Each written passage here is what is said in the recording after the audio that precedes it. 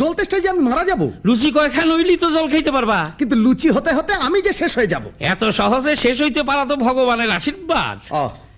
এখন রসিকতা। ঠিক আছে, আমি ওই মোড়ের দোকান থেকে জল খেয়ে আসছি। না, এইখানে জল খাইবা, বসো। না, বসবো না। বসবা না? না না না। আল্লাহ বদ্ধ বসবা, জল না খাইয়ে উঠলে ঠ্যাং খোড়া করে দিব। অতিথি সৎকার বইলা কথা। আবার ওঠে, বসো বসো কইতে আসি। না, আমি যাবো।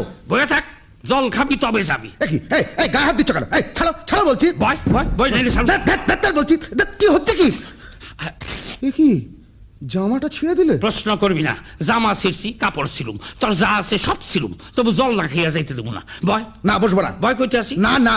আচ্ছা, তুই আমার জামা সেট, গঞ্জি সেট, তবু জল না খেয়ে যাইতে পারবি না। রানু রানু, ওই দেখো জায়গা জায়গা।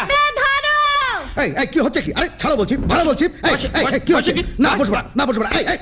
ও বাবা রে, কি হলো কি হলো? প্রশ্ন করবা না। ইস, জল তেষ্টা বুঝি অজ্ঞান হয়ে গেল। প্রশ্ন